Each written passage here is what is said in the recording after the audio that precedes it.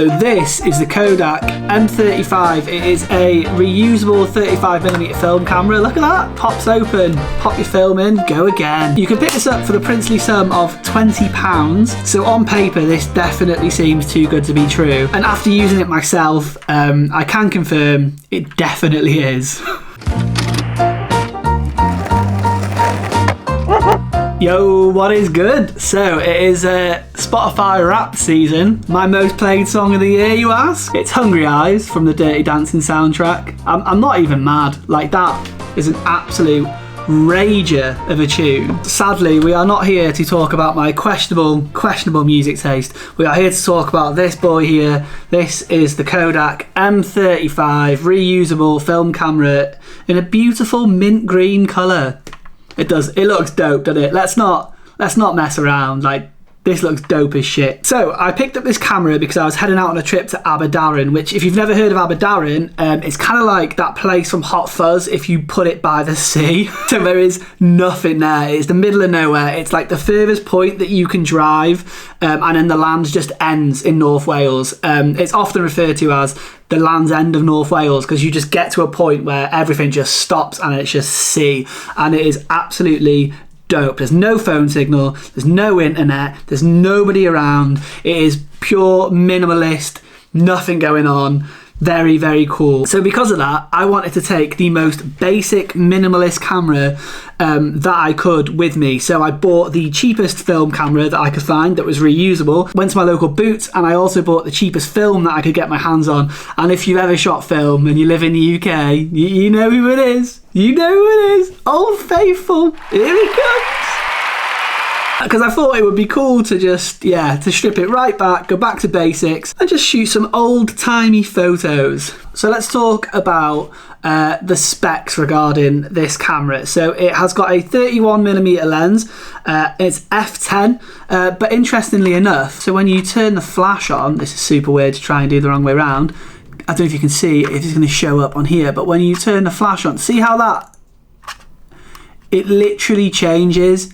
So I think if you were to tape over the flash, put some like Gorilla Tape over it or something, you could actually get a little bit of aperture control out of this. I'm not sure how much of a difference it would make. It's got a shutter speed of 1/120, which presents all its own issues. We'll get to that later on. So this camera focuses from 1 meter to infinity. There's no autofocus, there's no manual focus. It's got a set focus range. That basically means anything from 1 meter on should be in focus. So you kind of just take this out, take a photo, hope for the best. So I bought this camera because I wanted something really basic to use on that trip. I thought it'd be a bit of fun, but I can't stress enough how basic this camera is.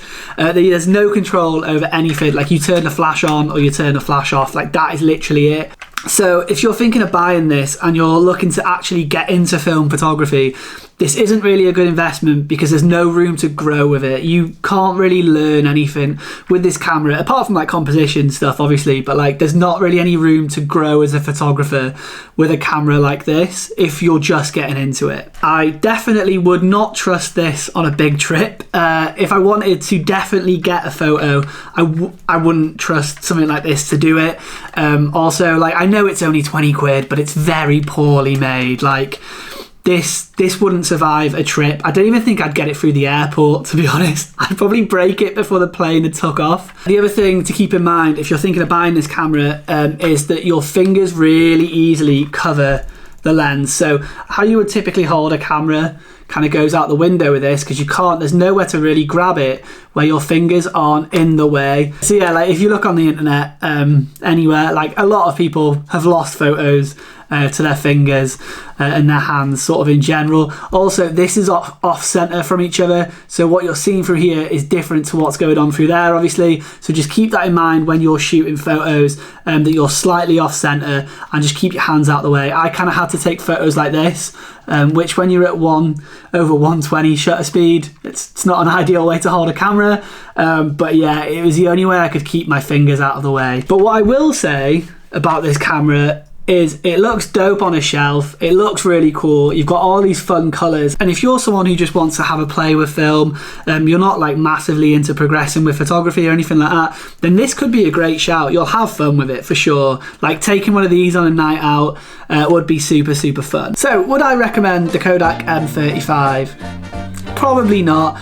You'd be much better off taking that money and putting it towards something else. Like, go onto eBay and have a look at second-hand, like, vintage point and shoots. You could pick up something like this Canon AF35M for like £40–50 on eBay on bids. It's got autofocus, forwards the film on for you automatically, and it rewinds the film electronically and stuff, and it takes out a lot of the fiddly bits.